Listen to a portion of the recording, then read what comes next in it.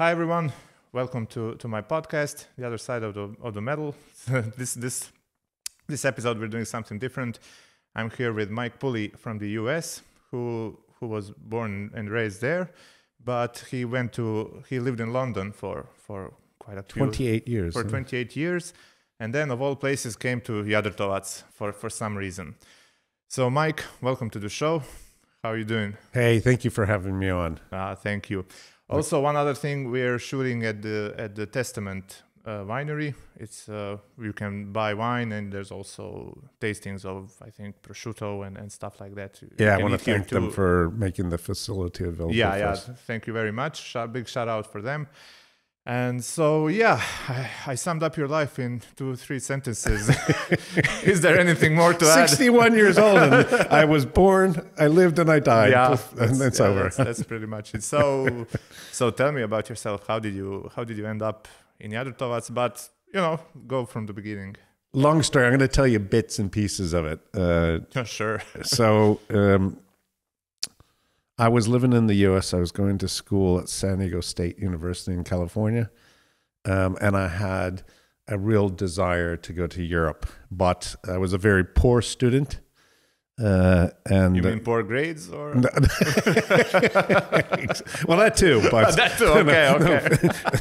Monetarily poor. Okay. And this was almost out of reach for me in reality. The summer before I wanted to come, I met an Irish girl who had come out from the University of Notre Dame in South Bend, Indiana, which incidentally I was born on the campus, but I didn't know her. A friend of mine who went to school there brought her out to San Diego to enjoy the beach, and we met up and fell in love. Right, as you do, which means about a week together. Oh, okay. Back then, and so I told her I wanted to go to Europe. That was my dream. She was just the opposite of a poor student. She was very, very wealthy. Mm-hmm. Her father worked, and the grades were good. Yeah. And were the grades good? Probably. Probably. Okay. She was studying law, and her father was quite wealthy. I think he was an executive at Shell Oil Company or something in Asia. And so we were kind of the poor boy, rich girl situation. Back then, we didn't have very good means of communication like 80s, today. Right? So we wrote letters. Okay. I don't even think we had emails at the time. This is going back quite a few years. But we made an agreement, and she said, I'm going to be actually in Europe this summer, studying abroad, European law. So one of those summer abroad school exchanges. She said, I'll be in a country called Yugoslavia. Oh, Yugoslavia. In a city which I didn't even know of at the time. Mm-hmm. So this was the 80s, right? Yes. This is about, I think this is 1984 or 85. The year I was born. Wow. Yeah? Yeah. Now I'm dating myself. So Kate proceeded on and did her summer abroad. I saved my pennies and I hitchhiked across to Chicago where there was a cheap fare over to London. So I got my cheap airline over, got to London, and the exchange rate was so in favor of the British pound at the time that I couldn't even afford a hostel. And I was on a budget of $10 a day, and that was going to include housing, transportation, and food. Yeah, that's quite which tight. was almost impossible. Hope you had a budget so, written down. Yeah, and everything. Well, no, I had it for the whole summer because I was going to be there for 3 months. So it was kind of funny because every day I had to make a choice. Do I eat or do I sleep inside? That was sort of... So it was a bit rough. The first day I got... So what did you do with no money? Basically? Well, I had my $10 a day, right? Okay. So I had this budget. So I left London without staying overnight. I went to Ostend, Belgium, and made my way up to Bruges. And in Bruges, I worked pouring pints to have a place to sleep upstairs in a kind of a hostel with a pub in it, if you will. Stayed there for 3 or 4 days and then started hitchhiking across Europe. And it was quite interesting in that time because there was no European Union and every place had their own currency. And unlike today, sure, there was a European Union. I think there was, yeah. But not maybe the like currency we have wasn't. today. Yeah, sure. I think it was called the European Common Market or something to that extent. Yeah, I think so. It was the predecessor to the actual European Union. But I think there were still borders and stuff. And there were borders. You had to pass through everyone. Yeah. And the interesting thing then was, unlike now, where English is pretty prevalent, particularly under people under 50, then there was very little English. So I had to sort of make my way through. And so I started hitchhiking in Belgium, made it all the way to Heidelberg in one day. And my claim to fame was I didn't spend one Deutschmark. Very late at night, I got picked up by a group of young people that looked like hippies, long hair and whatnot, and a very old Citroen. They took me to a hostel. It was about 11 o'clock at night. And I knocked on the door. They were closed. And the guard just said, go up and find a place to sleep. So I went up and found a place to sleep in one of the dormitories. Got up the next day. Massive buffet breakfast, as you see in Germany. Stuffed my rucksack full of cheese and ham and made my way all the way over to Austria in one day. So I didn't spend one Deutschmark going through. Got over to Innsbruck, and then long story short, made my way down through Italy, and I got dropped off in Ancona and walked into the port, and there was this boat there. It said Jadrtovac. Where is this going? And they said this is going to Dubrovnik. Dubrovnik. So of course I said, when's it leaving? As I could kind of communicate a bit in Italian because I spoke Spanish, so I could kind of figure out what's going on. And they said 15 minutes. And back until then, the boat leaves. Until the boat leaves. So I bought my student ticket, and at the time, these were the old boats that burned the coal. So there was this smokestacks. Wow. And as students, now this wouldn't be allowed anymore, but you could sleep on the roof for a reduced rate. Of course, you would have all this black smoke. But so all the young people were up there, right? All the cool kids, huh? I don't know if we're cool. We're dirty with smoke. It's coal dust, basically. This was the summer. This was the summer. Okay, I think it was June, beginning of June. So we slept there and made my way over to Dubrovnik. Got off quite covered with dust and whatnot. And I found the university, which was just outside of the old city in Dubrovnik. Found the dormitory, and I said, "Is Kate here, the Irish girl?" And they said, "Yeah, she's here. She's studying here." And I said, "That's fantastic." So my heart's beating. I'm quite excited, and I'm in love. And I said, "Where is she?" And they said, "She's in a party at a pub in the old city." So I got the name, and I rushed there very excitedly and came into the door, and I saw Kate in the far corner, blonde hair, green eyes. There she was kissing with someone or something. I ran over, and she was sitting on the lap of this absolutely gorgeous looking Croatian guy, blonde hair, blue eyes. He looks like a movie star, and he's about this much taller than me, right? So, hi, Kate. Bye, Kate. And it was over. But I stayed around and made my way over to Korčula. So she was studying in Dubrovnik? She was studying the Dubrovnik European law for the summer. Oh, really? That's odd. And I made my way over to the island of Korčula and fell in love with some of the wines there. Now, at the time, the wine business was quite different here, where the government cooperatives made most of the wine. So people would sell their grapes. So the quality was as you would expect from these cooperatives. But some families were still making small amounts of wine. And I discovered the grape Grik and Poship, of course, and Plavat and some of these families were making excellent stuff. And this opened up a whole new world to me, because I was quite interested in wine even at that age, living in California. But you got these varieties that I never had seen before. They weren't French varieties. They weren't anything you saw in the New World. And I was intrigued. So I always say I lost the girl, but I fell in love with the grapes. Oh, cool. And then I went on the rest of the summer around Europe, Greece, Switzerland, Italy, Germany, and so forth. So did you then go back to the UK or the US, or you stuck around? Back to the UK. Then I finished my undergraduate degree, joined an organization called the Peace Corps, which is a volunteer association that is sponsored by the government, where you go to lower income countries and you work on international development, as they call it. I was placed in Costa Rica at the time, and I worked in what we call squatter settlements, or bidonvilles in French, which are these, in effect, illegal squatting settlements.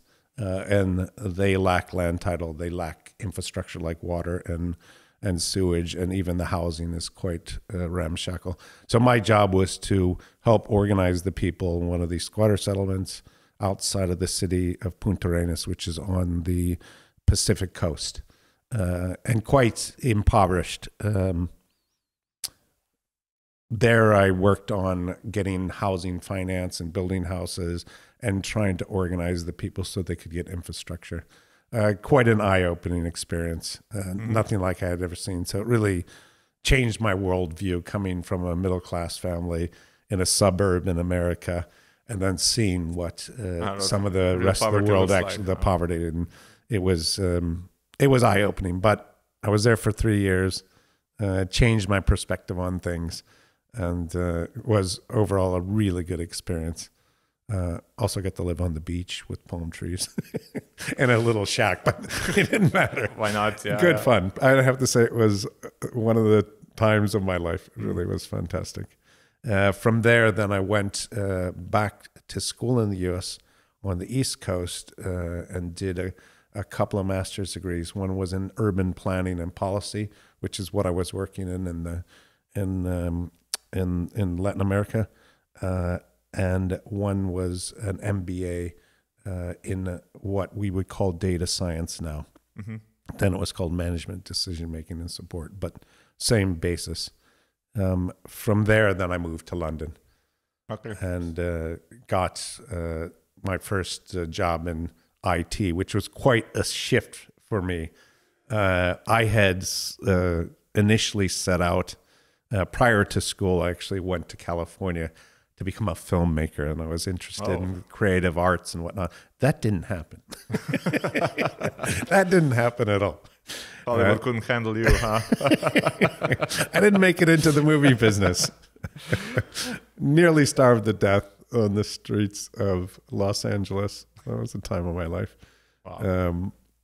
Quite interesting. But then, like I said, I got into San Diego State, studied broadcast journalism. So I was attempting to delve into the creative arts to a certain extent, right? Video and whatnot. But when I think about it now, I really wanted to tell a story or create stories and film stories and be part of that creative process. That didn't happen in that way. It happened in another way. So here I was years later, with this degree in technology and business, and not quite sure what I was going to do with myself. That year was particularly good for getting a job in consulting companies. It was the boom. This is before the dot-com crash, which so dates me dot-com quite boom, a bit. Yeah, so it was the dot-com boom, and it was ridiculous. I got... So this was the 90s now. Yeah, and it was the recruiters, the big companies, PricewaterhouseCoopers, Accenture, these kind of companies were coming to campus and giving you bonuses to sign a contract with them. It was ridiculous. Wow. And I think I got 14 or 15 job offers. This was just astounding. You know, it was just, and they were coming to you. So you're still without any real experience in IT at the time. My experience was, I had experience. I mean, work experience. I had work experience, but it wasn't relevant to what they were doing. So I was a new hire, as they call it, even though I was probably 8 years older than the rest of the new hires. But I was in that because I hadn't done anything in consulting and technology. So I started, I got these offers, and the way I decided was, can you get me to Europe? And most of the companies, so you had the second and third interview and whatnot. And but why were you so keen on going to Europe? I just found it fascinating from my trip as a student. It just was a completely other world. So I had seen Central America, I had seen South America, and there was something that intrigued me about Europe, the complexity of the cultures, the fact that you could go in one day to an entirely different culture, go to Italy from Austria, and the richness and the fact that there were so many languages and differences in food and whatnot. Even more so back then than today. We have a bit more homogenous culture. Not so much, but you know what I mean. I know, yeah. There's commonalities among the European countries now. So that was my litmus test for the company, right? When I made my selection, which is a great position to be in. It's like, I don't know if this happens anymore. As a student, you get 14 different offers. I don't think so. No, exactly. It was a sign of the times, right? And it was kind of a bit like this situation we had now with AI and the funding, all the venture cap coming in, and it was sort of people just throwing money down. Yeah, the 90s were crazy. Yeah, it was crazy. You just had to have an idea, and the money was pouring in, so it was the beginning of the first phase of the web, where the internet became the World Wide Web, right? So there was a lot of speculation, hence a lot of jobs. If you had anything that was remotely attached to technology, you're going to do well. So I made my selection on one company, which was probably my least choice out of the bunch. And the reason is because they were a very down-to-earth company, but the executives that came down to interview us, I remember the guy, Marty, he was so sloppily dressed, as opposed to the people from PricewaterhouseCoopers or Accenture, which were all suit and tie guys with nice haircuts. Marty was he had a suit that looked from 1970, and this awful tie that was stained and not tied correctly. And I didn't know about these guys just because of the presentation. He was a very intelligent man, and it turns out he's a fantastic manager. But I remember thinking, I'm not sure if this is on the top of my list. But as I went through the third round interviews and visited their headquarters, and this was a company called American Management Systems, or AMS. They're no longer on the market. They were acquired by another company. But back then, they're quite big in telecommunications and government work and whatnot. And they were based around Washington, D.C. And the thing that impressed me about them so much was every interview I had, and I think that day I had 6 or 7 interviews with employees, and I said, can this company get me to Europe? And everyone had said, oh, well, I just came back. I was there for 3 years. Or, of course, I'm going there next month for a 2-year contract. So it was very encouraging. So I kind of gambled. And took a chance and went with AMS as opposed to all these fancy Ernst & Youngs and everybody else, which I did an internship at the previous summer. So I jumped aboard AMS, and I found myself in the telecommunications industry, which I had no experience in. And they issued me a laptop and said, learn this piece of software. Put me in a room with another guy. No training, just a manual, a paper manual and a piece of software. And it was quite a complicated thing, and I had no experience in it. So me and this other bloke sit there for about 2 weeks trying to learn this software. And I remember going back to my girlfriend at the time. She had just gotten a job in finance.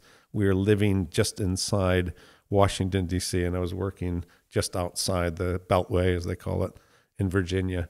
And I came home, and I opened a bottle of wine and walked out into the garden and started crying. I said, how? I've done these relatively interesting jobs up to this point, and all of a sudden I was a data analyst creating database designs for a telecoms customer care system, and I can't. I don't mean to offend anybody that's in that business. It is complex, it's difficult, and it's absolutely boring if you're from the creative. Wanting to be in the creative industries, all of a sudden I find myself designing database tables. Yeah, someone has to do it. For a computer system that runs millions and millions of records per day. And I'm like, yeah, that has to be optimized and has to be run smoothly. How did I get here? And I remember telling my wife or my girlfriend at the time, what mistake did I make to get to this point in my life? So what kind of database was it? Do you remember? Yeah. Was it DB2 or something like that? It wasn't DB2. It could have been DB2 or maybe it was an Oracle database at the time. I actually don't remember, but there's typical drawing ERD diagrams and trying to figure out. But it was SQL, I guess. It was SQL, and so it was. Yeah. But the point is, it would bore me to death. It was boring. Okay. Now, the interesting thing is I wanted to go to Europe, and I was stuck in the States. So I'm stuck in the States, and I'm stuck in the database, basically. So I get to a client. They put me on a client, and this is very different world back then. We had what were called internet service providers, ISPs.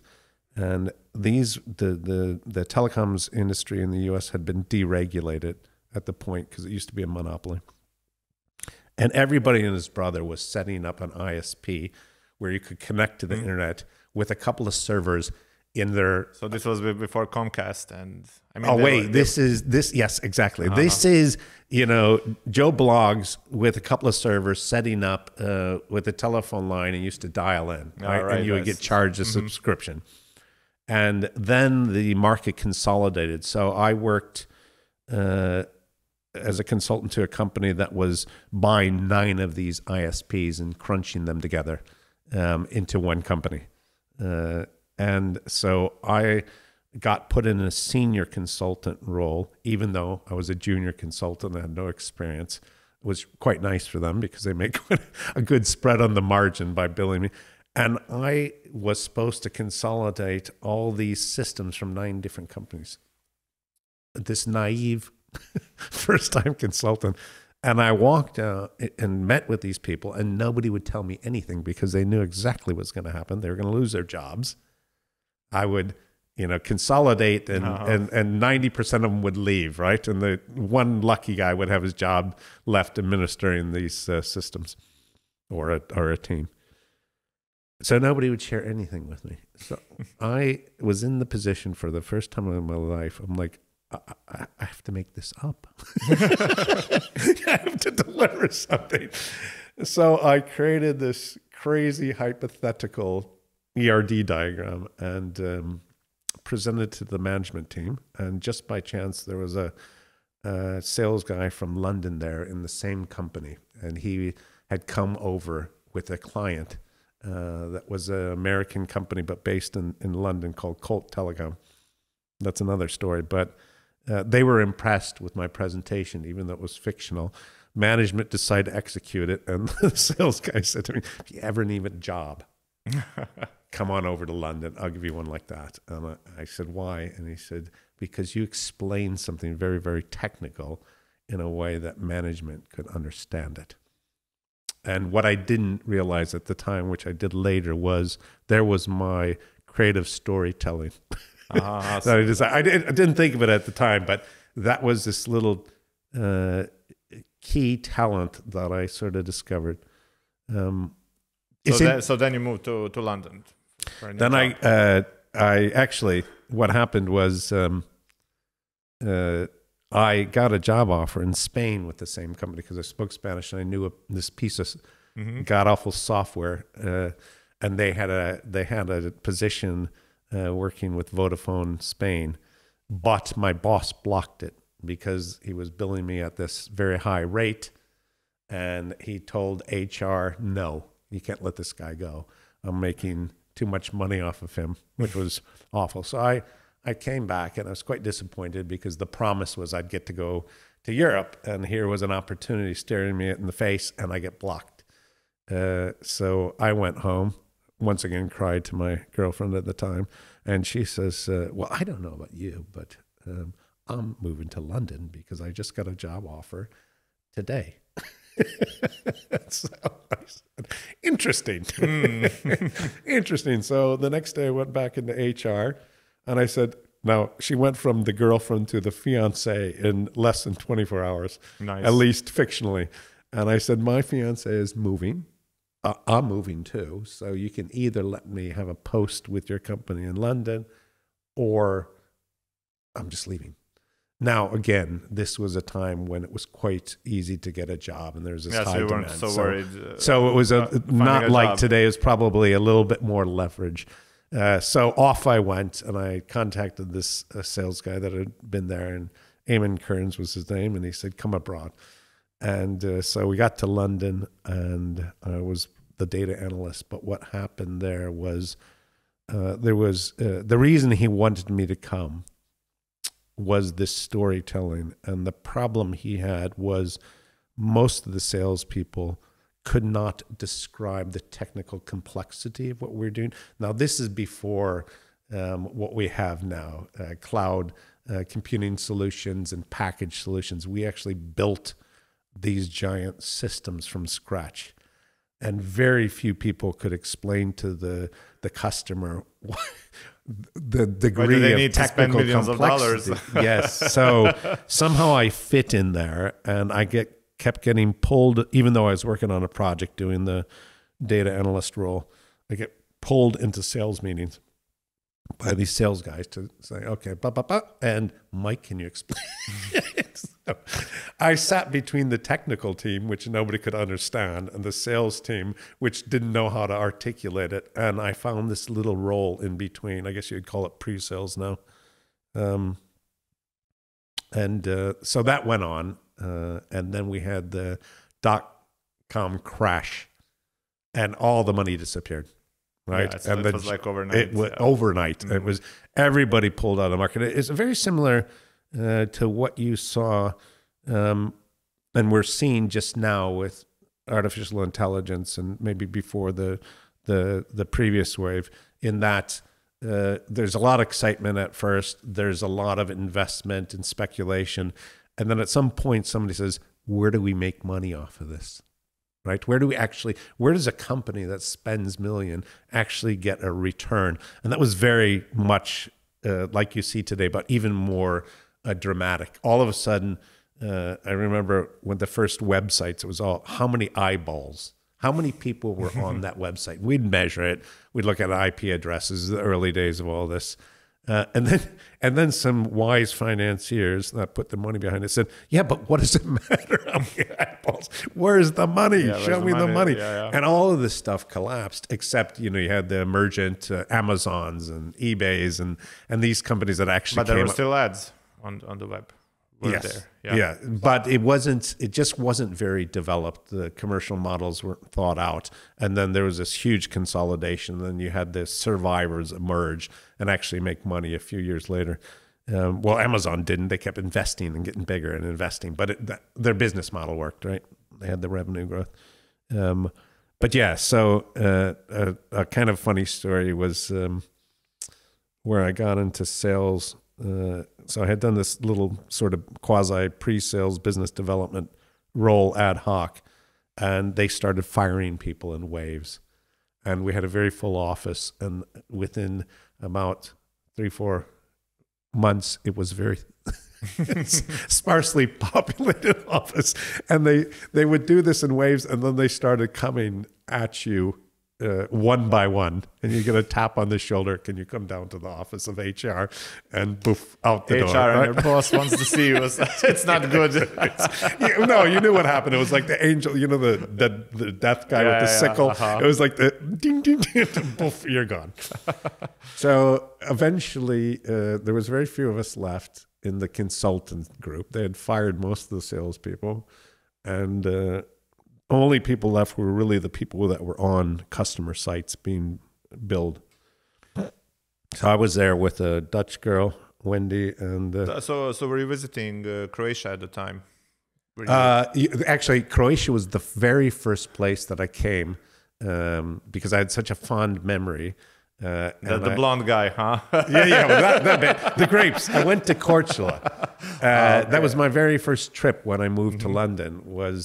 And I went there a series of times, actually, because I was so fascinated with the grapes. And I stayed at a house just outside the old city, right by where the nuns have their, I don't know what you call a monastery for nuns, but whatever it is, it's where the nuns have their place. So it was this lovely old couple, and it was sort of the quintessential Dalmatian experience where you're staying in somebody's house, but it's an apartment, and you have the veranda with the grapes hanging down, and every night they come out and give you a Dalmatia, a liter of wine, and you sit there and watch the sunset, right?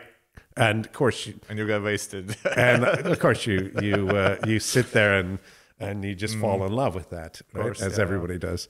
And the interesting thing about that family, I kept going back there over. So you were a wine aficionado even back then? Partially, right? Okay. When I was a student,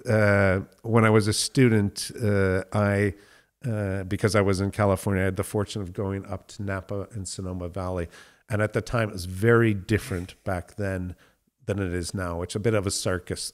You know, there's very heavily touristed and organized tasting rooms and whatnot. Then it was more about meeting the winemaker. They were basically farmer winemakers, right? And of course, Mike Grigich was there, which, if you know the story, fascinating story. So a Dalmatian from the south had migrated to the U.S. and got a job in Napa Valley before it was really well known. Mike Grigich, who died about a year ago at 99, believe it or not. Oh, wow. Small guy, he used to wear a little beret. There's a movie that about his wine that doesn't actually do it justice, called Bottle Shock, which is kind of a typical Hollywood sort of movie, but it's worth watching. So Mike Grigich moved over there, and he made some pretty good wine out of Zinfandel and Chardonnay. And by chance, an English guy named Stephen Spurrier, who was based in Paris, held a contest for the Chardonnays and the red wines as well from California against the top French wines. But the French judges, I think this was, what was it, 1976? I think concourse of 76. But they didn't tell them that it was California wine. So all the judges were French sommeliers, winemakers, distributors, whatnot. And out number one was Mike Grigich's Chardonnay from California, beating all the top Chardonnays from Burgundy. So how come they didn't know it wasn't? It was blind tasting. Okay, blind tasting, okay. And they didn't tell them it's California. So here, this little Dalmatian guy has awesome. now made the most recognized Chardonnay in the world by the experts. And this put Napa on the map. You know, so you had this sort of not recognized American wine beyond America to, wow, something's really exciting. And that was Grigich. And he did it, along with other people, but he put the footprint in. I read somewhere that above a certain wine quality level that even the best sommeliers, they kind of fail to distinguish or recognize the.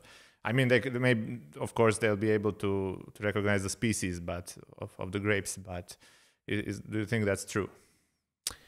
The thing is, wine is subjective. Okay, we all have our personal preferences, and there's sort of a. I mean, but some bottles cost like $2,000. I mean, is that really?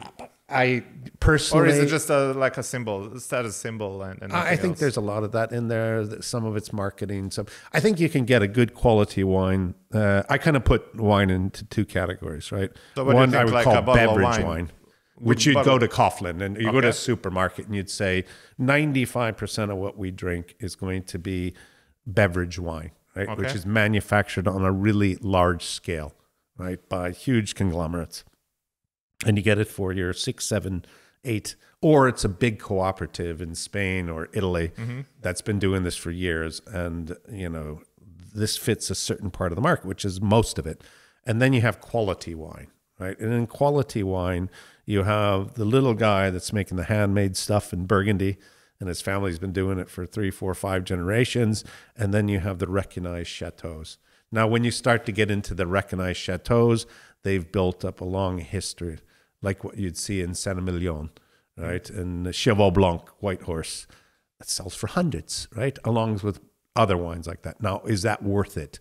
I don't know, right? Is a marginal difference in quality worth a lot of money between a wine that maybe costs 30 euro? Returns and, you have diminishing returns. Some of it's probably perception. Some of it's the heritage. Some of it's prestige. Somebody wants to show off that they can afford a bottle of Cheval Blanc in front of their friends. So there's probably a number of variables in there, but it's like any other luxury good. How much better can you make a perfume, right? Right.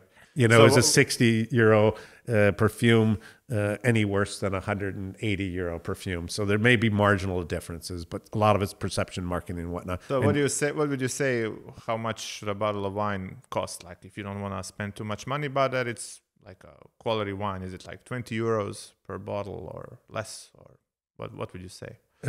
If you go to like Kaufland, there's you can buy it for 2 euros. That's obviously not good, but so what would be a fair price? I think it's going to depend on the type, the variety of the grape, because different grapes produce different quantities, and that's going to affect the price, and the size of the winery, right? Mm-hmm. If you get a very small winery like I have, the cost per bottle is quite high because the fixed costs are spread over a very small amount. Where if you go to a good producer that puts out, like what we have here at Testament, they're going to put out a couple 100,000 bottles.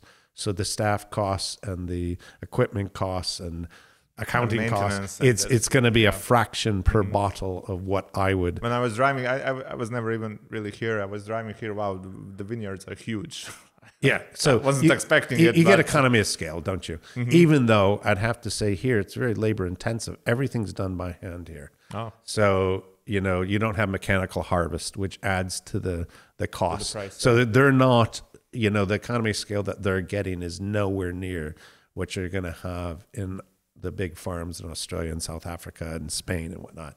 So back to your question, how much should a good bottle of wine cost? It's going to be on the type. Okay. Right. So the amount of produce that comes off that particular vine, right? And it's also going to be the scale that you're doing it at. Now, as a small winemaker, one of the advantages that we have, and there's not many, not many is, I remember, I'll sum it up this way. I have a good friend, Mark from the Netherlands, and he tried my very first wine in 2015 and said, "This is great. How are you going to make sure that it's the same next year?" And I said, "Well, Mark, I'm not. It's going to be different next year. Yeah. It's going to be different weather conditions. I may try to do it differently. I may make it." And that's the one advantage of a small winemaker is when you go to a big winery or a supermarket, you tend to know that brand and you have a certain level of expectations that it's the same next year, right? Conchuy Toro from Chile. Cabernet, it's going to taste the same 2 years from now, more or less, as it did when you had it the first time 2 years ago, right? And that's what you want. You want a certain quality control. When you go to a small winery, you want to discover and you want to find something different. What is your 215 like versus the one I'm drinking now, which is your 219? Do you have any? I have people coming now asking me for my 216 Cuvée, which is long gone because it's quite a bit different than the one I just sold, right? And that have in their glass. So that's your one competitive advantage. And that does affect price. So then you start saying, okay, if somebody values that experience, they're going to be willing to pay more than saying it's Tuesday night, I'm on the way home from work. I want to have a glass of wine with my wife. Mm-hmm. It's going to be €7. And that's what my budget is for sense. Tonight. Yeah. So there's a real diversity. And that's one of the things I really love about the wine industry or wine in general is that diversity. And you may have a very different taste than I have, and neither is better, right? Right. It's your preference, and that's what's beautiful about the diversity. If I was to say one thing about Croatia wine, And Croatia wine is not recognized very well around the world yet. Little by little, it's becoming. What really attracted me here was the diversity of the grapes, and in particular Dalmatia. We have over 100 plus different varieties of grapes just in Dalmatia. Wow, really? And more are being discovered when you got the islands have their own little, almost forgotten varieties. And I've never seen like that anywhere else in the world, that you have such the number of grapes, and they've survived, you know, even through the whole socialist period with the cooperative winemaking. You have this diversity that I've seen nowhere else in the world. And it's great. It's discovery. You can go to the Vis, and all of a sudden you get introduced to Vugava, which nobody grows anywhere else. Hvar has a bunch of different varietals that you will find nowhere else. And then you have the big ones like Plavac Mali and lesser so Babic, but it's fascinating to me, the diversity. So back to London. So you're in IT in London. So how did you end up in Jadrtovac of all places? I need to know this. I mean, can you even pronounce the village name? Yeah, exactly. No. This is quite funny because Jadrtovac takes you about 3 years just to, not to mention the Croatian language. It's horrible. So how did I get to this lovely village? So I was concentrating mostly on the south, and kept coming back to Korčula and that region, and wanted to buy a piece of property. I wasn't quite sure what I was going to do with it. I was highly interested in wine, but I wasn't thinking yet. And then I started turning and say, I really would like to have a bit of land and grow a few vines. And at this point, it wasn't supposed to be a commercial venture, which we can talk about. I'm not really a big commercial venture. Mm-hmm. But at the time it was, when I retire, what do I want to do, right? And at the time in the UK, and I won't get into the details, but we had what were called annuities for pension, which means you saved your money, your company might have put some money in, and at the end of it, you would get an annuity, which means an insurance or pension company would pay you, in effect, an allowance for your savings. And if you died, they kept the rest of it. Like an investment? Or they chose the investment, and they would tell you, we'll pay you X amount. If you give us your pile of money that's locked away, we'll give you this amount per month. But I guess it wasn't taxed or something, so there has to be a carrot in there somewhere. Well, it was very much not a monopoly, but there was 5 or 6 big pension providers, and it was almost like collusion, you know. Right. But they changed the law. But at the time, I'm like, well, I'm not going to give this pension fund my money, because what do I want to do in the end anyways? I want to go to a beautiful place like Croatia, by the sea, have a few vines, a few olive trees, a little boat, and fish. So why should I get an allowance from these guys? Why don't I just put my money into the land directly, and then when I retire, also an investment, right? It's an investment, right? So I wanted the control rather than give the control to an investment house. So how did you end up in the Šibenik area? So here's the thing. So like I said, I was focusing on southern Dalmatia, and I was working at another IT job, not the AMS. It was a Anglo-Dutch company. And they had a reduction of workforce. And I got an opportunity, which was, you can go into our utilities practice and become an SAP consultant. SAP is a big inventory management finance system for a large company, German company. In the utilities practice, and I was doing the digital media practice at the time, or you can take this money and leave. And I said, how quickly can you get it into my account? This was on a Friday. Monday it was there. I hopped in I have an old VW van from the 60s, you know, the old hippie things with the hippie ones. Bush, I was gone by Friday, and I was coming right here. And I went down, of course, to Korčula, and then I worked my way up the coast. There wasn't the motorway at the time. And just by chance, I stopped in Jasenova, which is a campsite just here, just south of Žabarić. And I got to be good buddies with the campsite owner, who had worked for an American company on a ship, and he was a ship engineer, as many Dalmatians do.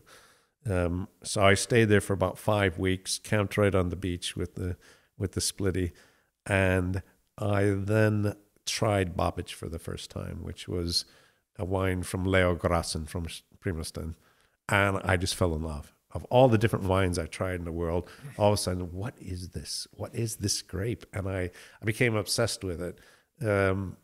So I met Leo, fascinating guy, professor. Now he's in Split, but he was in Zagreb at the time. Wonderful guy, shares his knowledge and his passion about Babić. Babić at the time almost was gone. It was. There were a few families growing it in the Primostan area. Really, but it's so well known now. I guess It's had a whole renaissance. So this is going back 19 years, and Babić was really scarce at the time. Leo was quite instrumental in bringing it back, both by the reputation of his wine, but also his father was trying to renovate the area just south of Primostan, where the historic vineyards were, right on the water. So they made quite an effort. But so fast forward, I'm in the camp. I'm talking to my new friend Milan, the director, and I said, I'm interested. And I had looked around the area, and I'd come here around the village in the inlet, saw so many people making small scale wine. So you have the old family vineyards, which are dying out now, but everybody had a vineyard, everybody had an olive grove, which a lot still do. And then I was kind of confused because there was kind of this table wine, family wine going on. It's usually terrible. I'm sorry. It depends on the. No, you know what? This is a funny story in Croatia and Dalmatia. When you come to someone's house, there's always like a family home wine. Oh, you have to, Vladimir, you have to try. It's the best. So I try. So it's like terrible. Mostly they are. So what do you say to the person? Oh yeah, it's wonderful. It's wonderful. And then they pour you another glass. And then you're oh no, please. I had enough. It's so good. I don't want it anymore. But yeah, sometimes they cut corners and they do a lot of stupid stuff, and then it's kind of goes sour, and then it's not good. It's more like a vinegar or something. So I like it. I don't like the wine. I like the fact that there's that tradition. Yeah, it's a family tradition. No, but sometimes the wine is awesome. Like they get lucky or something. Yeah, they get lucky. Exactly. so it's either terrible or it's great. There's no in between. But what's interesting, and this is a character of a Dalmatian. And in particular, I'm going to say the males, which is probably not fair, but say a Dalmatian male ego. And I think it's changing over time, like in your generation, because you're much more worldly and you've interacted. But I'll tell you a story. I went in a very similar situation to what you were just describing. Somebody invited me for Easter lunch, right? Mm-hmm. And they were making a pig on the spit. And so I thought, I'll bring something along, right? As a gift. And I bought Leo Grassen's wine, which at the time was about 25 euros, which was the highest, with a few exceptions. That was quite a lot of money. This is going back about 15, 16 years ago. Mm-hmm. So you wouldn't have seen that on the market, but Leo had the reputation and the quality. So I thought, well, let's do a nice treat and buy this wine and bring it to my neighbor. And we sat down and I said, here's the present. And he refused to drink it. Why did you bring wine? He refused to look at it. And I'm like, well, this is crazy. He was only drink my wine at my table. And it was exactly what you were talking about. Pure vinegar, right? And I was just like, this guy's crazy. What is it about? He wouldn't even look at the bottle. It's like, he was offended that I brought it. And I thought, what is it about this character that he insists on serving vinegar? It was so bad, whilst he's got one of the best wines in Croatia on his table. But he would not touch that wine. He would not touch that wine. Right. Now, like I said, I think this has changed. This guy's about my age, actually. So you see, there is a difference, but there's a thing about the Dalmatian spirit that I love, which is, both good and bad. Like every culture has their pluses and minuses. But this tenacity that you have, that does something as silly as doing that, or something as silly as trying to grow vines on pure karst rock where there's no soil. That tenacity is what's given Dalmatia its character. And you look at, Dalmatia in particular, but Croatia in general, has had the highest amount of migration around the world, second to Ireland. And a lot of those people have been very successful. So why is that? There was some tough times here at several points in history, and people went abroad, right? They didn't speak the language, but they made a success of themselves. Just like Mike Grigich that I told you about. The New Zealand wine industry was formed by Dalmatians, right? A lot of the big winemakers in Australia. Life was really hard here before. It was very hard, but you can see the tenacity. I think that's what's part of the spirit. But yeah, the wines are... This is part of the Dalmatian culture where I think there's a word for it. It's a certain level of tenacity that you have. And I think you probably had to be in the genes, right? Because if you came here, hundreds of years ago, what was the migration from Northern Europe? 850 years ago for the Bielohrats to come into this area. It was rock. It's rocks. Yeah. So you go from this fertile area in what's now Ukraine and Poland, and you come down here and you got a pile of rocks. Have you ever seen the walls they built from the rocks on like small islands just to get a little bit of soil to grow?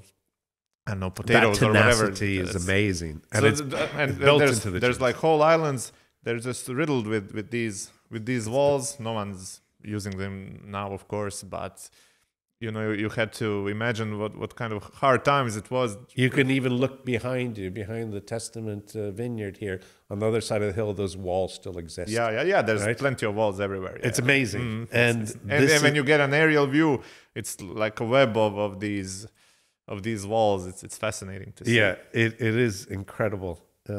So I think that's the real good plus side, is that the people had such resiliency and tenacity to make it work, So that's the great part about it.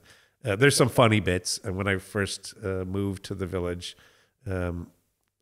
let's say take up residency, because I was still working in London and coming here every other weekend for almost 12 years. Yeah, there was insane. A big resistance to my presence. People were used to tourists at the time, particularly Germans and Austrians. But for somebody to come in January and February, that was a foreigner, and just pop into the village and stay there. There was a resistance, especially the older people. Like, what is this guy doing? And is he going to change something? Don't change anything, please. Yes. And there was, I wouldn't say hostility, but a discomfort with me being present there amongst most people. And that's changed. Now I have, I walk down the street and everybody says hello, and I get gifts. Somebody will come with a bottle of rakia or whatever, invite me to lunch. So it's very different over the course of 18 years.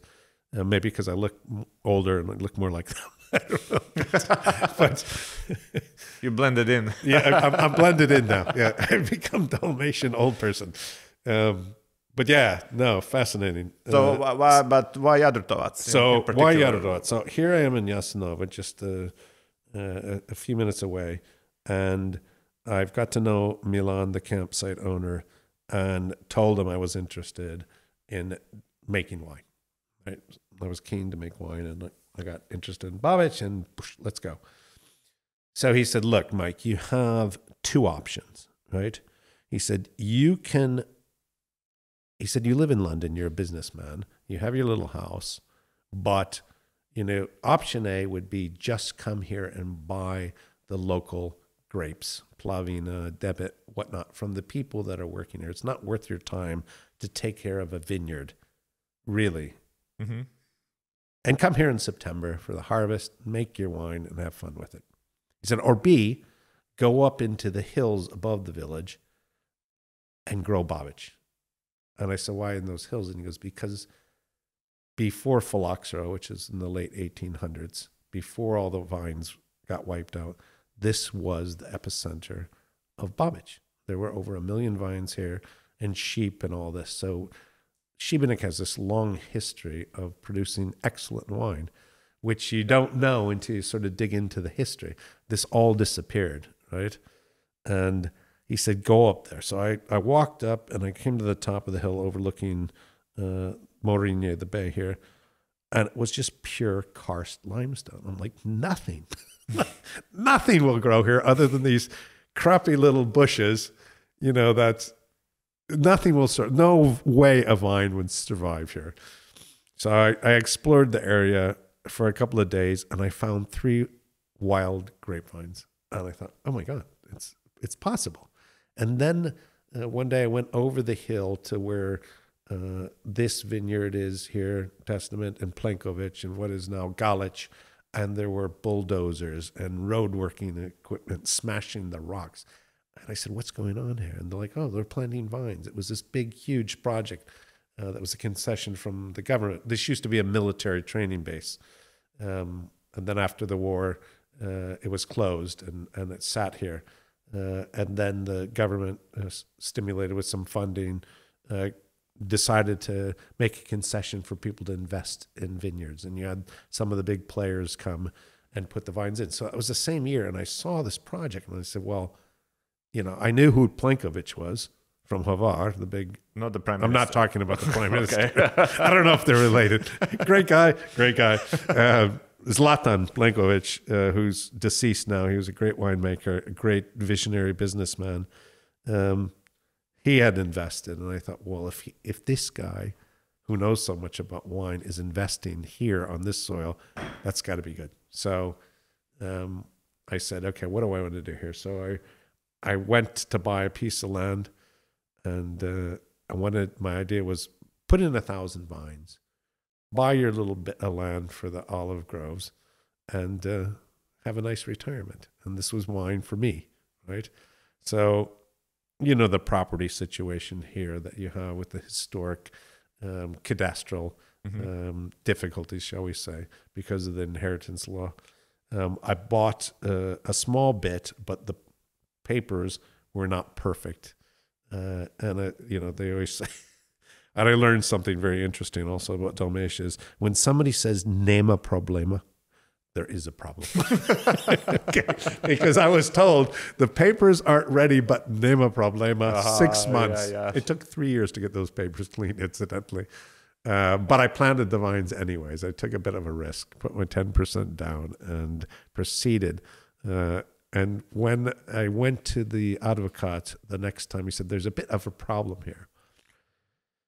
Because the bit of that you're trying to buy is actually 2.5 times larger than what you thought. Mm-hmm.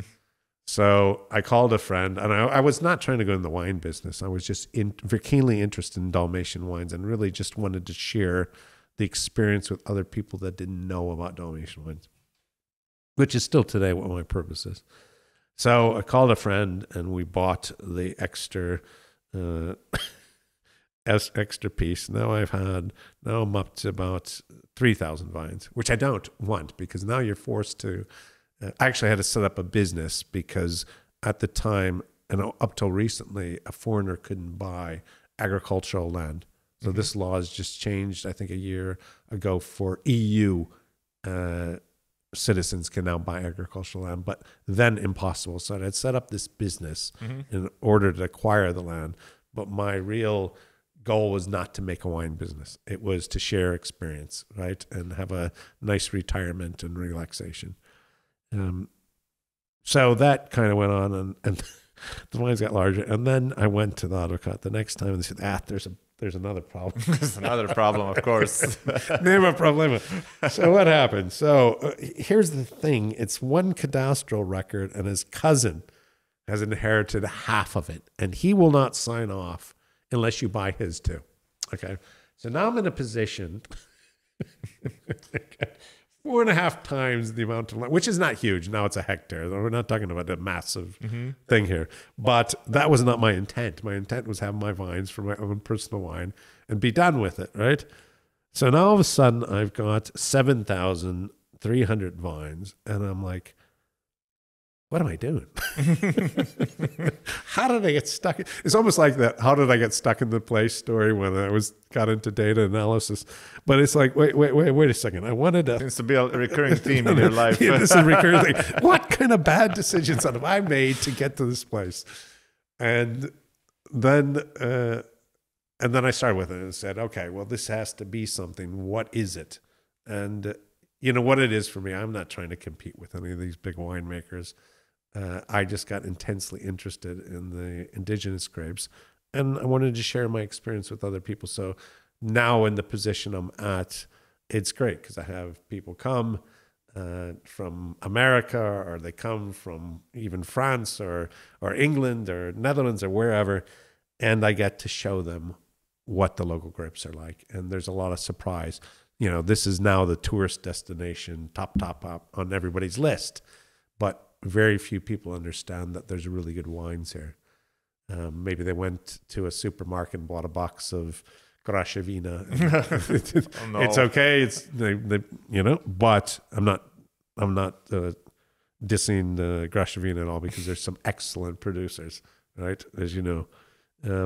But the point is, there's still a perception in the market that there are not high quality wines here. So my interest is really to introduce people to that are from abroad and say, look, we're making some very special things. Now, Šibenik in particular is very interesting to me, because you have this group of younger people, the director here at Testament, you have guys like Prigan, you have Rock here, you have Baraka, and they're all sort of either under 40 or early 40s, and what they're doing is phenomenal. They have brought in... Do you think they're using like modern technology? They're using modern technology. One, they're being clean. Okay. So no vinegar. Right? So all of a sudden you have modern techniques and modern equipment done with indigenous grapes. And this is very exciting to me. Mm-hmm. These people have also, most of them, with a few exceptions, have been to school. A lot of them studying under Leo Grasson and crew. And they're really putting world-class stuff out there. Coupled with the fact that now, because maybe they've lived abroad or have friends from abroad, they now understand that marketing, modern marketing, is a real part of it, right? So, you know, for example, when I first came here, most winemakers, even today, put the surname on the bottle, Plankovic, as mentioned, right? This is typical Dalmatian, which is great.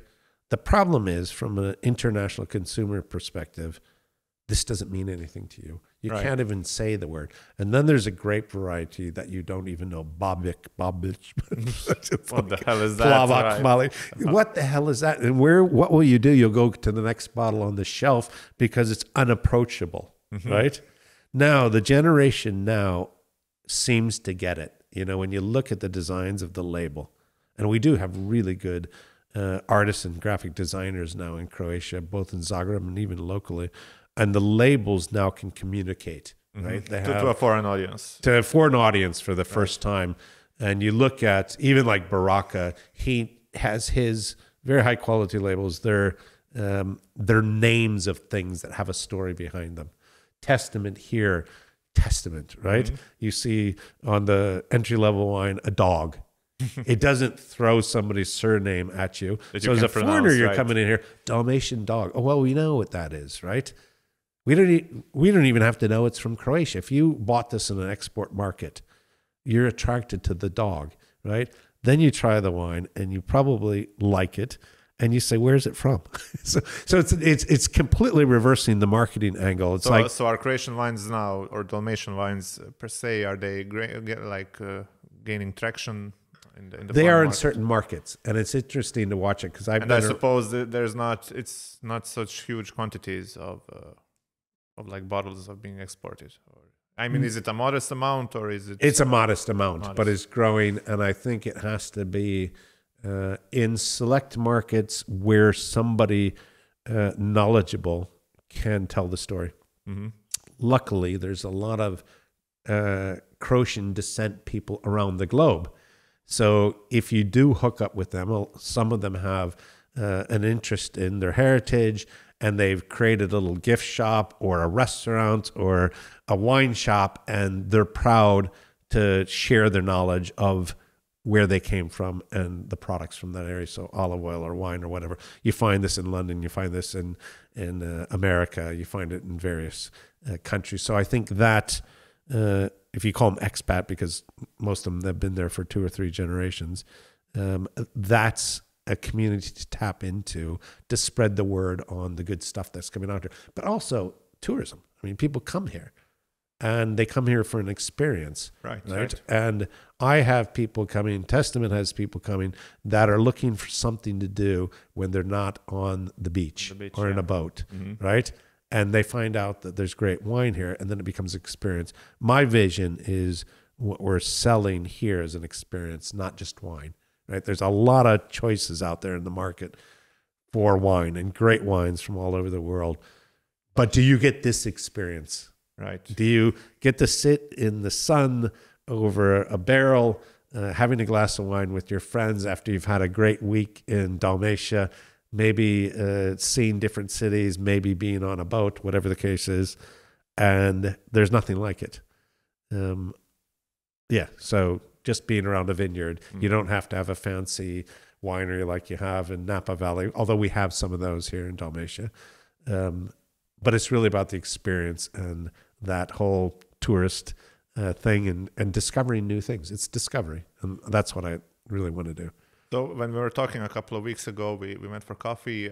You were mentioning that you're actually active in promoting Croatian wines and Dalmatian wines. You mentioned like a London expo or something. To a small scale.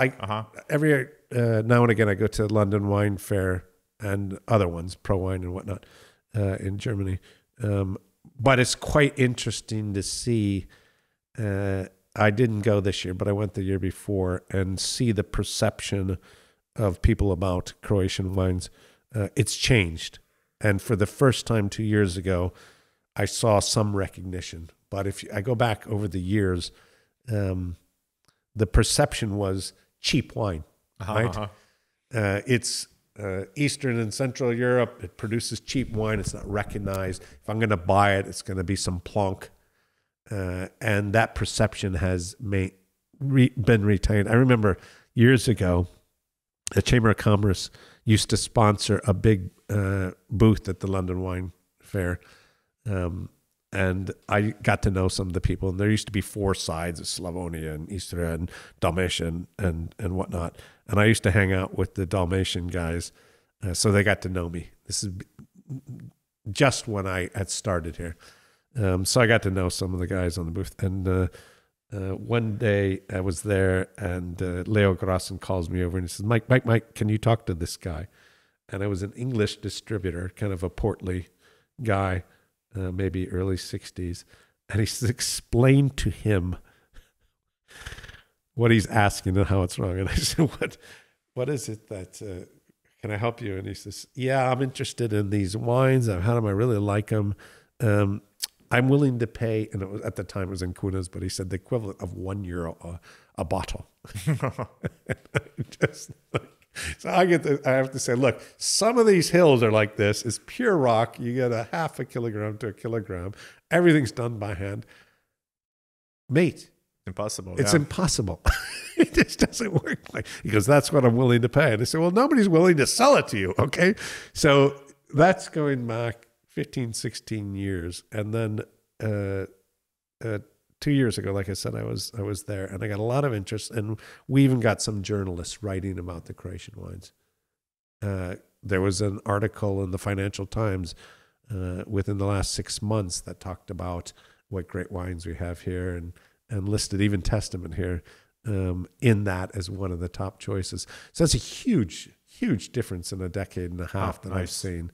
You know, where it's still a select audience. A lot of sommeliers maybe know about wines that are coming out of here, maybe some restaurateurs, maybe a few experienced wine consumers that have been here. But it's still early days.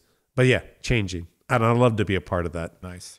Yeah. So tell me, how did you learn the process of winemaking? And can you like in short, give us how do you go from grape to a wine? Yeah, interesting, because I didn't study, right? I read every book I could, but you don't really learn how to do it until you do it. And made a lot of mistakes.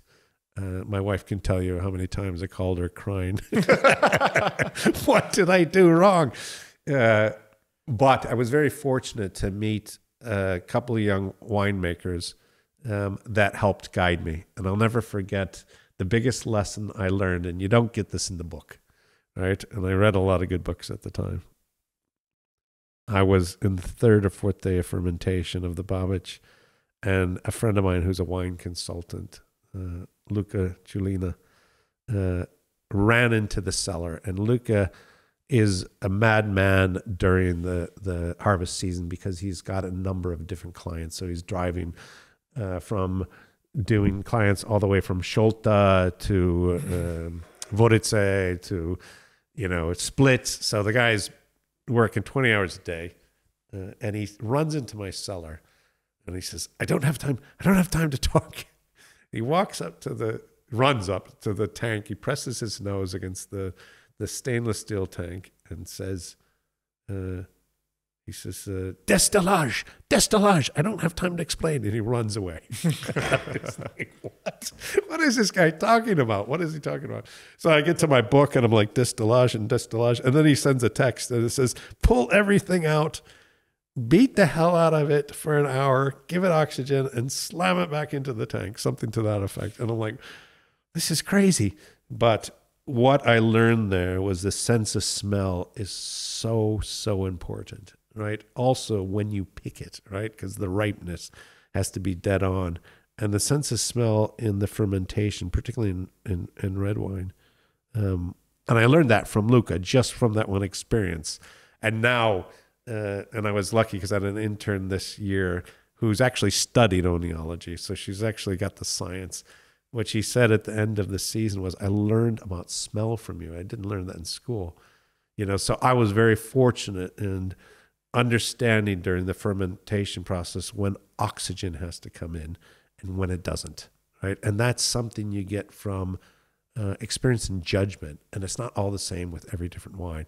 So you have to, it's a living creature, if you will. It is all the way, even when it's in the bottle, right? But in particular during fermentation, you're guiding a process that happens naturally, right? And you can help it, and you can help steer it by what you do, but it's a process that's going to happen with or without you. It's either going to turn into vinegar or really bad wine or really good wine.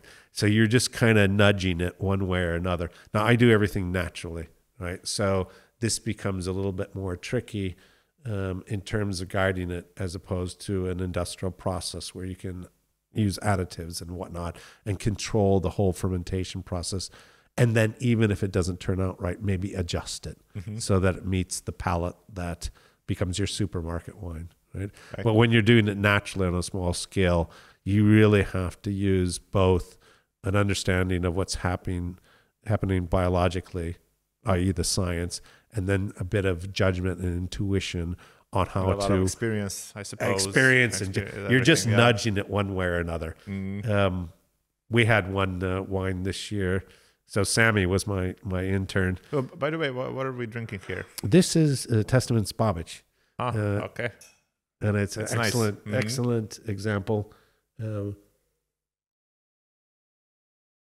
it's very nice. The thing that I really admire and thank Testament for is not just the wine, but Testament really helped put Babic on the world wine map. They export a certain quality, but back to that concept of the label. If you look at some of the labels, they're so approachable for a tourist or a foreigner. Yeah, it doesn't hit you in the face with the family name. There's a Dalmatian dog, right? Dalmatian dog. You have Testament as a brand. You have the original Zinfandel. They're very approachable. So what I think what Testament has done for us locally is say, this is a great varietal.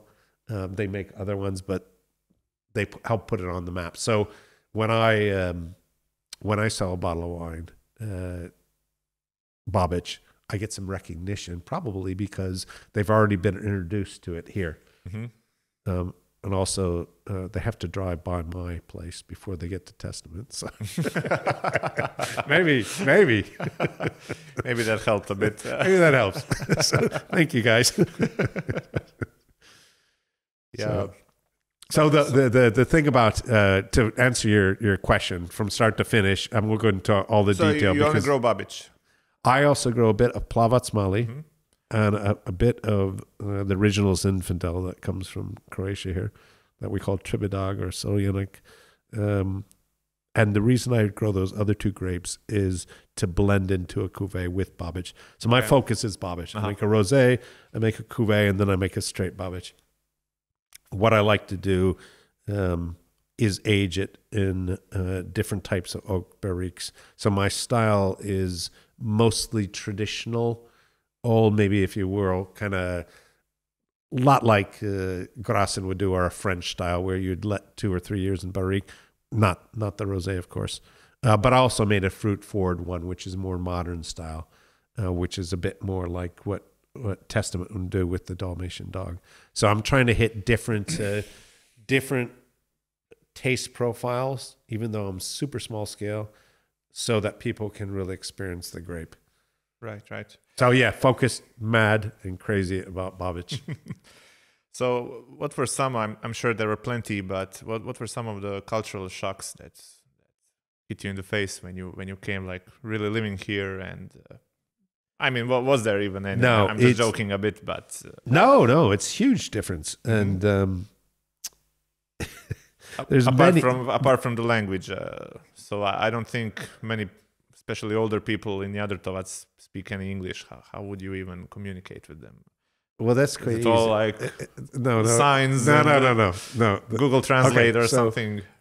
Your language. It's beautiful, isn't it? Yeah, it's beautiful. It's absolutely beautiful. And this is not just Croatian, but it goes all the way up to, all the Slavic languages, because my wife is Polish. So they have this concept of declinations and nouns and adverbs and adjectives. And you just don't have that in English. We have conjugations where the verb changes tense, of course, which you do. But we don't change every bloody word in every sentence depending on the context. And, this is so hard for somebody that has not been taught in this sort of grammatical structure. If I'm going to put together a sentence with 5 words, I may know the entire vocabulary, those 5 words, but I just don't know how to declinate it, right? So I tried to study the grammar. I just couldn't get it through my head at this age. And now I'm like a child and I copy. And I don't try to understand why.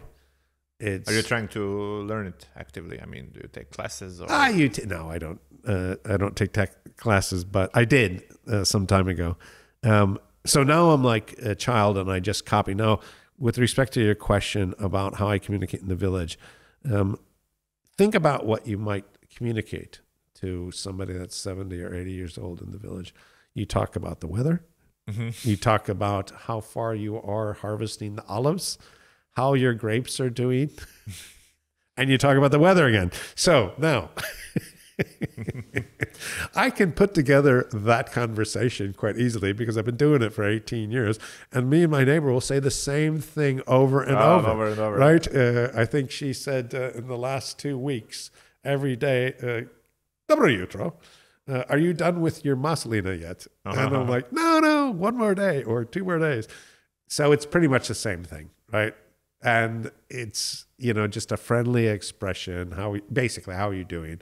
The bura is coming. Imakisha.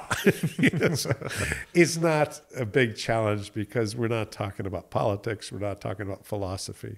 When you get under a certain age, then the fluency in English is amazing. I do some volunteering at Trokat, which is the technology center here, aimed at teaching young people, mostly under 30, technical skills so they can get employment either locally or internationally, but be able to stay here instead of having to migrate to get a good job. And it's been wonderfully successful, actually, because of director and the technical director and the staff amazing. People have really come out with a lot of knowledge. Now, when I teach there, I teach in English, and I can't think of one student there that isn't completely fluent in English and can comprehend maybe a few words. Especially the younger generations. The younger generation. And, you know, technology is an English-based it is. language. You know, so even if you're programming, you program in English. Approximate English, because if you're a programmer, it's not really English. It's English words.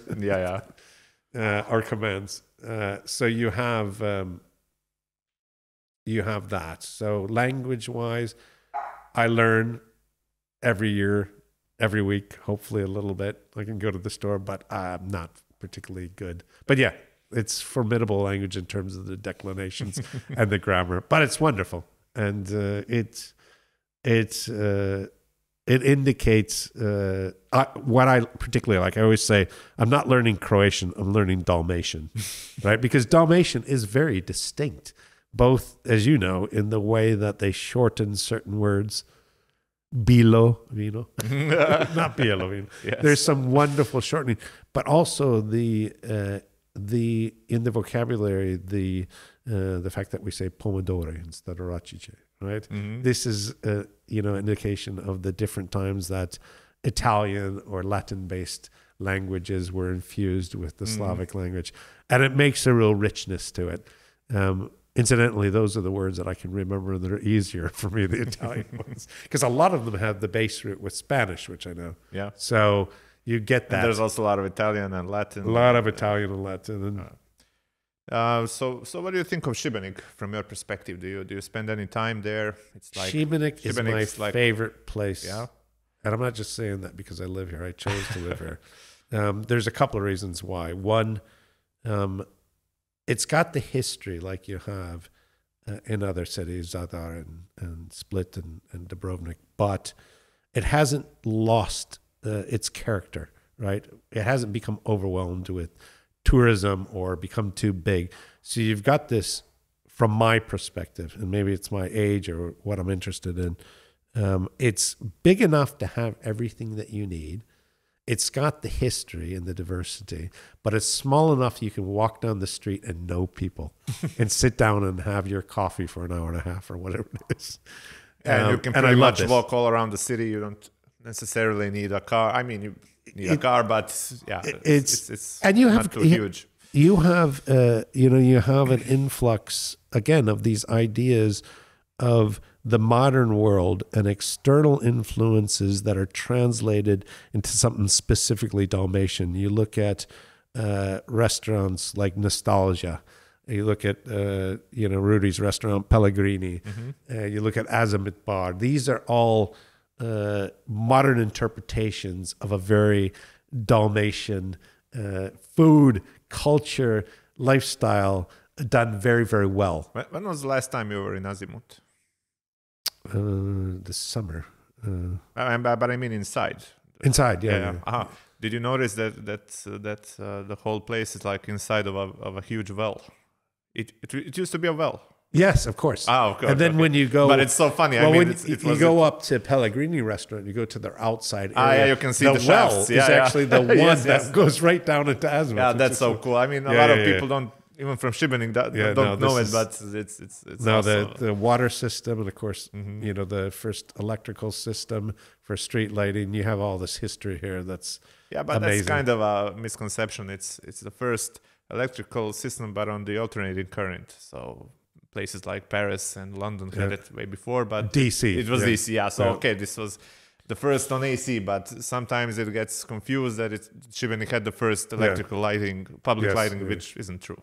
It would be cool if it was, but it's not. Yeah, but the AC, the main point, because it ran all the way from Krka, didn't it? Yeah. DC wouldn't go that far. Yeah, it was actually Tesla the Tesla that spearheaded the whole project. I mean, it must have been quite an undertaking. It was like the beginning of the 20th century or something, so maybe even before, and to even build it and to talk into the local guys here back then to do it. Wow. I mean, Tesla was a great man. It's no I'm doubt probably about it. biased because, as you know, my genes and my blood is 100% Croatian, even though I was born in America. So I'm probably biased. Yeah, I saw but that on your site. So you're actually descendant from Croatia. So yeah. maybe you got those genes. Yeah. So what probably makes me a bit biased, but for such a small country in terms of population, what are we now, around 4 million? It punches above its weight in so many ways, not just sporting. Sports, obviously, but winemakers. Like, though I'm biased as hell, a lot of the good winemaking came. It's not just France. And just for our French audience, Dalmatia was making wine before France was. So just bear that in mind. Okay. And the Greeks wrote about it. So, I'm probably biased, but this is one of the things I admire so much about Croatia is the contribution that the culture has made in other cultures and abroad and in sciences. And, I'm always amazed when I go into Trokat, the volunteering, the teaching that I've done there, the capability of the young people is amazing in technology. And statistically, if you look at Europe, you'll see the technical comprehension is higher than the average norm across the countries in Europe here. Why is that? I don't know. But I've been so impressed with the people that have been in classes that I've taught or sometimes I do lectures and seminars, and it's amazing. Maybe they're just highly selective and they get the best people, but I'm always very impressed with the people that are under 40, under 30, even in their early 20s. And the funny thing is, very modest. Which is a nice part of the character. You have modesty, intelligence, great technical skills, great math skills, and an attitude. We've got this great attitude. I think that the problems are well known. A lot of young people leave to go to other countries for economic opportunities, and that's starting to change. So I hope in the future that more people are able to get the opportunities here in business and their careers locally. I think it's happening already. Especially with businesses now, you can work from home and there's much more flexibility in that. So I think a lot of people are staying and maybe even businesses opening up here. And I helped orchestrate a UK company to set up a shop here. In Trokat, and they have, I think, 16 employees now out of the courses that they helped impact the curriculum. So they actually spent their time helping develop the curriculum alongside some local instructors and really influence the people. And then the great thing about it was some of those young people got jobs and they get mentored by a counterpart that has a lot more experience in the UK. So either they come here and help mentor or they got an online connection with them. And it's a wonderful example of what we could do on a bigger scale here. And then, it's good for the company as well. They make a big investment, but maybe the cost differences in terms of a local salary versus what they'd have to pay in the UK. But more importantly than that, because I don't, the costs are really not that cheap here when you look at other outsourcing opportunities. Yeah, that's true. They're getting higher every year, right? So it's not that. What I remember saying to the CEO of this particular company, one thing that you may get, which a lot of other situations where you're outsourcing some of the technical work, is longevity of the staff. And that's really, really important because if you think about it, you train somebody, you bring them on in a complex thing like data science, which is what they're focused on, and a connection to artificial intelligence. These are complex things to teach, and you don't get it overnight. Now, if you spend and invest in a person for a year and a half, 2 years, in the UK, what happens? A bigger company comes along and gives them more money and takes them. So you've spent all this time getting them up to the skill level that you really need to get a return on your investment, and somebody just scoops them.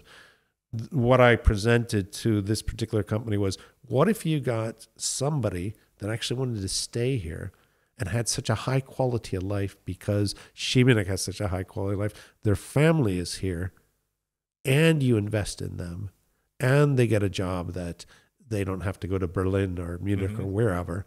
So all of a sudden you have the best of both worlds. You get longevity. So you don't have to worry about, I think out of the 18 people they've hired, 1 or 2 have moved on to other companies. And that's over the course of 3 years. So this is a potentially a great payoff for them because quality of life, right? People come here as digital nomads because of the quality of life, right? From abroad. So that sort of model is quite interesting. Yeah, so I would like to see that replicated on a big scale. I think it's happening in Zagreb. You know, we have examples of Rimac Automotive. You know, apparently they have well over 1,000 engineers there in, well, now it's broken into 3 different companies, right? But Rimac Automotive, my understanding is they have somewhere between 1,000 and 2,000 engineers, and many of those are from other countries, right? So here all of a sudden, and they're suppliers, right? All of a sudden you have opportunities local. And he had an opportunity to move this to China, move his company elsewhere, and he chose to stay here. And that's brilliant, right? Because think of all the ecosystem of opportunities that creates for people that have been born here, want to live here, have their families here, but they also want a good paying job in a modern technology, right? So all of a sudden, boom, this is what's happening. That's very exciting. Yeah, it is exciting. So what are your plans for the future? Do you want to maybe mentor someone else? Have you ever thought about that? I've done some mentoring and I really enjoy it. Yeah, sharing knowledge is awesome. Sharing knowledge, especially with somebody that's really eager to get it. Right? Yeah, someone who wants to get it, of course. Yes, well, I was fortunate enough to have some influential mentors in my life, and you know, if I can do that as well, that's so gratifying to say I can give something back. I was very fortunate at critical times in my life that I had somebody help guide me, and if I can help do that with somebody else, fantastic. And it's exciting when you see somebody that's eager to learn. I remember, I'll just tell you one story. I'm not going to name any names, but when we first did the initial hiring, this company I mentioned from Troket, they had just gone through 6 months training in full stack development, as you know, which is both back end and front end in technology. And I convinced an ex-customer who works at this company to come over. He wasn't the director, but he's on the board. And he's quite an interesting guy, probably the most intelligent guy I've ever come across in my life. But he's a bit, he doesn't speak a lot. He's kind of a reserved, bigger guy. And he can look a little bit intimidating and gruff. But his intelligence level is super high. One super programmer, self-taught, brilliant, done some amazing things. And I had him as a customer years ago in the UK, back in the early days of digital video, where he designed his own video compression software that worked better than anything at the time. There was none of this on the market at the time. But anyways. What was the software? It was a compression software. Yeah, but which codec? It was a bespoke, but it was a company called Home Choice, which was now bought later. It became part of Virgin Media Group. But Home Choice was the first company in the UK that was streaming video. Now we have that now, right? But when you go back 24 years, that was unheard of because of the bandwidth limitations. So Darren was one of the guys that figured out how to solve some of those problems, right? So well ahead of his time, based on his intellect and skill. So I bring Darren over, and we have 5 potential candidates for interviews, and I'm hoping 1 or 2 of them gets hired, right? Just praying. So Darren being his self, and he's sitting here, and the candidates here, and I sit in on the interviews because I can help facilitate, because Darren, you know, is, like I said, he sometimes is less talkative. So I thought, okay, maybe, you know, to help bridge the cultural gap. So So I'm sitting here, Kenneth's here, and the first guy, lovely guy, also very intelligent. You say, so, typical. Tell me a little bit about yourself before we begin. And he looks down at the floor, at his feet, and he says something like, well, I was in economics, and I dropped out. That's a great beginning. Talk about humility. And I say, so I don't know, what did you do then? He said, well, I stayed up all night playing video games. And I'm like, okay, this is not going the direction that I want this interview, because I'm trying to impress this guy to give this guy a job. And I know this guy's good, right? Because he's gone through the training and he's good. And I said, so how did you get interested in technology? And he says, well, because I was staying all night playing games, I started to connect to people internationally. And then I decided to develop a gaming platform. And so I programmed it. I'm like, okay, well, how did you learn to program? He goes, well, I went to YouTube. It's like, do you realize you're a genius? You're looking at your feet. And you should be looking. This is incredible what you've done. Steve Jobs dropped out of school. Bill Gates dropped out of school. This is amazing what you've done. You've dropped out of school. You stayed up all night, taught yourself programming, and developed a gaming platform that you can communicate with people and game internationally. What? Do you realize how you should have opened with that? Amazing. Stop looking at your feet. So, the funny thing is, so we went through these 5 interviews, and it was more or less the same. Not everybody did exactly the same, but it was more or less very much humility. Very much not, and the English was fine, so it wasn't a linguistic barrier at all. And, not really being able to present themselves. So they go away, and I'm sitting there with Darren, and I'm thinking to myself, oh my God, these were abysmal interviews. These guys are amazing, but they just didn't put it across. So I say to Darren, sorry about that. I don't think they're used to presenting themselves like we do in our culture or whatever. He says, I'll take all of them. So bang, 5 guys get jobs. And I was like, wow. And I said, well, why is that? And he said, well, you can tell the way they think they're problem solvers. And that's what we need. We need that ability to take on a challenge. And all of these guys and their stories about themselves did that by their own. He said, that's really important to us, right? Because I can't babysit them. I need somebody that can solve a problem, maybe in a context that they've never been in.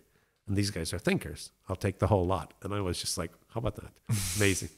Again, that shows you the caliber of the people that we have here. So yeah, mentoring people like that, if you can contribute in any way, is very gratifying. Yeah, that's awesome. Yeah.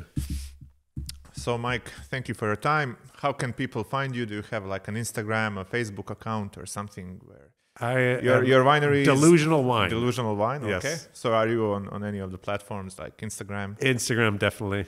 Instagram, I use that a lot. I have a very rudimentary website, which is kind of funny. I did it in 45 minutes That's okay. on WordPress. And the interesting thing about that to me is it is really not very good. It's super simple. And I had an offer from a gentleman that came to visit and liked my wine. And he was a retired website designer.